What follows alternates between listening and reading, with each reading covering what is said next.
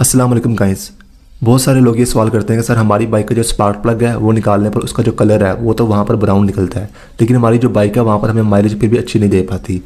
देखिए फ्रेंड्स, अगर आपकी बाइक का जो इंजन है उसमें कार्बोरेटर से जो है वो लिमिट से ज़्यादा पेट्रोल जाता है तो होता क्या है कि आपकी बाइक का जो स्पार्क प्लग है उसने एक खास लिमिट तक ही पेट्रोल को जलाना होता है। अगर उससे ज़्यादा जो है वो इंजन में जाता है पेट्रोल कार्बोरेटर से तो वहाँ पर वो सही तरीके से जल नहीं पाता, स्पार्क प्लग उसको सही तरीके से जला नहीं पाता, जिसकी वजह से जो एक्स्ट्रा फ्यूल होता है ना वो कार्बन की फॉर्म पे, ब्लैक कलर की कार्बन की फॉर्म में आपकी बाइक के स्पार्क प्लग के ऊपर लगा रहा है और ये इस चीज़ की इंडिकेशन होती है कि आपकी बाइक जो है वो आपकी बाइक के इंजन में फ्यूल ज़्यादा आ रहा है। लेकिन फ्रेंड्स, अगर मखसूस मकदार में जितना इंजन को चाहिए, यानी कि स्पार्क प्लग ने एक मखसूस मकदार तक उसको जलाना होता है, उतना ही अगर आ रहा है, उससे ज़्यादा नहीं आ रहा, तो वहाँ पर क्या होता है कि स्पार्क प्लग उस पेट्रोल को जलाकर खत्म कर देता है, कोई एक्स्ट्रा पेट्रोल नहीं होता, जिसकी वजह से आपको जो स्पार्क प्लग है वो वहाँ पर या तो ब्राउन कलर का निकलता है या फिर वहाँ पर वाइट कलर का निकलता है। ठीक है, तो ये दोनों कलर इस चीज़ की इंडिकेशन होती है कि आपकी बाइक के इंजन में फ्यूल जो है वो मुकम्मल आ रहा है, जितना उसको आना चाहिए, एक्स्ट्रा नहीं आ रहा। ठीक है, जिसकी वजह से वो ज़ाया नहीं हो पा रहा। ये यहाँ पर बहुत सारे लोग कहते हैं इसके बावजूद हमें माइलेज अच्छी नहीं मिलती। देखिए फ्रेंड्स, सबसे पहले यहाँ पर कुछ राइडिंग स्टाइल होते हैं और कुछ बाइक में ही मसले होते हैं कि अगर आपका जो है वो स्पार्क प्लग का कलर जो है वो ठीक निकल रहा है, उसके बावजूद आपको माइलेज नहीं मिल रही। तो पहले नंबर में हम बात कर लेते हैं कुछ राइडिंग स्टाइल पे। राइडिंग स्टाइल में आप देखिए, अब जो लोग क्वेश्चन करते हैं ना मुझसे, उनमें सबसे पहले तो बहुत सारे लोग ऐसे कहते हैं कि सर हमारे पास होंडा सिटी 70 है, वो हमें 42 की या 45 की एवरेज दे रही है। ठीक है, स्पार्क प्लग हमारा ब्राउन निकल रहा है। तो देखिए फ्रेंड्स, उन्होंने किनसे जो है वो सीखा होता है कि 55 की एवरेज आपको मिलेगी, 60 की मिलेगी। मुझसे भी उन्होंने मेरी वीडियोस भी देखी होती है, बहुत सारे और लोगों की वीडियोस देखी होती है और कुछ दोस्तों से ही पूछा होता है कि होंडा 70 तो 55 की या 60 की एवरेज देती है, मेरी 42-45 की क्यों मिल रही है। तो देखिए फ्रेंड्स, जैसा कि मैं पहले आपको अपनी मिसाल देता हूँ, अगर मैंने आपको वीडियोज़ में बताया, मैं आपको लाइव मैंने चेक कराया बहुत सारी वीडियोज़ में कि मेरी जो बाइक है कितनी माइलेज देती है, मैं डिफरेंट तरह से चेक किया है, तो वहाँ पर मेरी बाइक 55 की भी एवरेज देती है, कभी कभार 58 की भी देती है, तो वो मेरे से कंपेयर करते हैं। ठीक है, जबकि मैं वीडियो में जब बाइक चला रहा था उससे मैंने बताया था कि मैं अकेला आदमी होता हूँ, जिसकी वजह से सिंपल रोड होते हैं और मैं आराम से बाइक जो है वो 40 से 50 की स्पीड पे चलाता हूँ। अब यहीं पर फ्रेंड्स क्या है कि अगर मैं यहाँ पर बैठ जाता हूँ, मेरे साथ पीछे एक और बंदा बैठ जाता है, तो मेरी बाइक जो 58 दे रही है वो वहाँ पर मुझे 48 देगी, 45 देगी या 50 देगी। उसमें भी अगर मैं बाइक को ज़रा ज़्यादा RPM पे चलाता हूँ, ठीक है, या ज़्यादा मैं टॉप स्पीड पे चलाता हूँ, तो वहाँ पर वो भी मुझे 42 देगी या 40 देगी। तो इसीलिए सबसे पहले तो आप ये देखिए, अगर आपको मुकम्मल तरीके से माइलेज चेक करनी है, आप अकेला आदमी बैठ के फिर आप चेक करें। उसके बावजूद फ्रेंड्स आप देखिए, एक आदमी है, अगर उसके पीछे, यानी कि आप एक इंसान है, आपके पीछे मैं एक जो है वो 10 किलो का मैं आपके पीछे एक ब्लॉक रख देता, आप उसको मैं कहता हूँ कि आप उसको खींच के आगे लेके जाए, 20 की स्पीड पे आप खींच के जा रहे हैं पैदल अपनी टांगों से, उसके पीछे मैं 10 की बजाय 20 रख देता हूँ, यानी कि 2 रख देता हूँ, तब भी आप 20 की स्पीड पर भागेंगे, लेकिन आपकी जान ज़्यादा लगेगी। सेम इसी तरीके से ये होता है कि स्पीड अगर आपकी 40 की है तो उसमें देखा जाता है कि अगर आप एक बंदे बैठे हैं तो उसमें लेट्स सपोज वहाँ पर वो 3500 RPM पे चल रही है, अगर 2 बंदे बैठे हैं तो वहाँ पर वो 4500 RPM पे चलेगी। तो इसीलिए यहाँ पर ये भी डिपेंड करता है, जो मैं या फिर जो आपको बाकी यूट्यूबर्स या जो आपको जो दोस्त वगैरह है उसका वेट भी कम हो, या फिर वो अकेला बंदा के हिसाब से बता रहा हो कि आपको जो एवरेज है वो हमें 55 मिलती है, आप उसको कंपेयर कर रहे हैं, मुझे तो 42 देती है। नंबर 1 तो ये होता है। और नंबर 2 फ्रेंड्स, पाकिस्तान में कुछ शहर्स में बहुत ज़्यादा रश होता है, लाहौर में, कराची में, वहाँ पर क्या होता है कि बाइक जो होती है बार बार रुक रही होती है और फिर स्टार ज़्यादा रहती है। ठीक है, तो वहाँ पर आप किलोमीटर का हिसाब नहीं लगा सकते।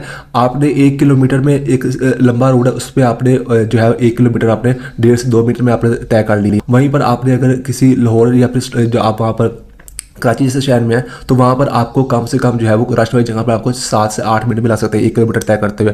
6-7 मिनट के लिए तो आपकी बाइक स्टार्ट है ना। ठीक है, तो आपने चाहे 1 किलोमीटर किया, आप तो किलोमीटर मीटर से देख रहे हैं, लेकिन आपकी वो 1 किलोमीटर के लिए बीच में 7 मिनट के लिए आपकी बाइक स्टार्ट है, जबकि दूसरा बताइए जिसको जो रश में नहीं है, ठीक है, इसकी एवरेज से कंपेयर करें, उसने 1 किलोमीटर जो है वो उसने 1.5 से 2 मिनट में कर लिया। ठीक है, तो उसकी सिर्फ 1.5 से 2 मिनट के लिए बाइक स्टार्ट थी। तो ये इस हिसाब से भी होता है कि आपने कितने टाइम तक आपकी बाइक स्टार्ट रही है। ठीक है, रश वाले इलाके में जो सेम डिस्टेंस कवर करने के लिए आपकी बाइक जो है वो ज़्यादा टाइम के लिए स्टार्ट रहती है, इसलिए राइडिंग स्टाइल यहाँ पर बहुत देखा जाता है। आप फ्रेंड्स बात करते हैं कि अगर आप सिंगल बंदे हैं उसके बावजूद आपको स्पार्क प्लग है वो तो ब्राउन निकल रहा है, इंजन में कोई मसला नहीं है, तो फिर आपकी जो माइलेज अच्छी क्यों नहीं मिलती।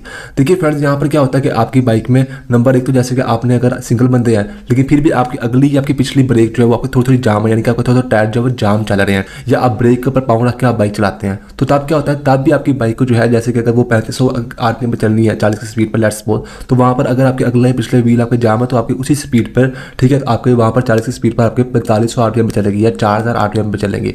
तो ये आपके जो ये व्हील है ये आपका फ्री होना चाहिए। ठीक है, और आप ब्रेक पर पाँव रख कर बाइक ना चलाया करें, एक तो ये भी होता है। और फ्रेंड्स कुछ यहाँ पर एक और मसला, 2-3 मसले और भी आते हैं, वो मैं बताता हूँ, बहुत ज़रूरी है, पता नहीं लोग यहाँ तक पहुँचे नहीं पहुँचे। देखिए फ्रेंड्स, एक तो आपकी बाइक का जो होता है ना फ्यूल टैंक का जो कैप होता है उसके अंदर रबर होती है। अब आपने चेक क्या करना है कि आपका फ्यूल टैंक का जो कैप है वो लगा रहे, उसके पास आपने अपनी नाक को लेकर जाना है। बहुत ज़्यादा पेट्रोल की स्मेल नहीं आनी चाहिए। अगर बहुत ज़्यादा तो इसका मतलब है कि आपके टैंक से फ्यूल आपका गायब हो रहा है, ठीक है, उड़ रहा है, तो वो आपकी रबर आपके फिर लाजमी चेंज करनी है। उस पर मैंने वीडियो बनाई, लिंक आपको मिल जाएगा डिस्क्रिप्शन में। एक तो वहाँ से उड़ भी सकता है, ठीक है, फ्यूल, वो भी आपने लाजमी चेक करनी है। रबर अक्सर जो है वो धूप में बाइक खड़ी रहती है तो वो रबर खराब हो जाती है, इसकी वजह से फ्यूल टैंकी से आप डलवाते हैं वो उड़ जाता है, ठीक है। माइलेज आपको अच्छी मिल रही होती है लेकिन उड़ जाता है, आपको ऐसा लगता है जैसे आपको आपका बाइक जो है वो आपकी बाइक का पेट्रोल ज़्यादा खा रही है।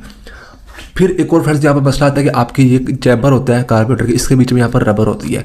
ये रबर आपकी, मैंने इस पर भी शायद वीडियो बनाई हुई है, मैं उसका लिंक भी ढूंढ के आपको डिस्क्रिप्शन में डाल दूंगा। तो ये रबर आपकी यहाँ पर बिल्कुल ठीक हो। अगर यहाँ पर भी आप नाक को लेके आते हैं, बहुत ज़्यादा, थोड़ी बहुत स्मेल तो आएगी, बहुत ज़्यादा यहाँ पर स्मेल आती है, या फिर आप इस तरह से करते हैं ऐसे करके, इस साइड से भी आप ऐसे करते हैं, तो यहाँ पर पेट्रोल लगा हुआ है, तो आपने इसकी जो रबर है ये आपने लाजमी चेंज करनी है, क्योंकि यहाँ से भी पेट्रोल उड़ जाता है, ठीक है। ये भी चीज़ आपने देखनी होती है। उसके अलावा जो ये चीज़ है ना, ये आपकी यहाँ पर ढीली ना हो, ये जो है ना इसका, ये बिल्कुल यहाँ पर टाइट होकर लगी हुई हो। एक्सीलरेटर केबल का जो ये होता है कार्बोरेटर के यहाँ से, ये सिलाई का, ये प्रॉपर टाइट हो, यहाँ से भी फ्यूल जो है वो उड़ जाता है फ्रेंड्स। उसके अलावा आपने फ्यूल को जो है इसको पास अपने अपनी नाक को लेकर जाना है, या फिर आप इसको यहाँ पर इस तरह से हाथ लगाएं।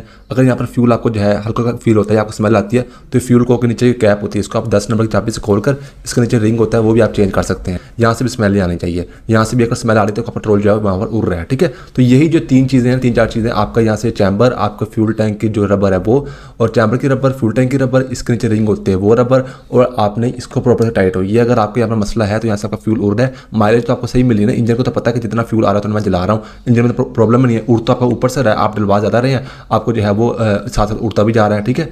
तो ये इंजन का मसला नहीं होता। तो ये फ्रेंड्स यहाँ पर कुछ चीज़ें होती हैं। तो बस फ्रेंड्स ये थी आज की वीडियो। मेरा नाम है तैयब अजीज़, थैंक्स एंड अल्लाह हाफिज़।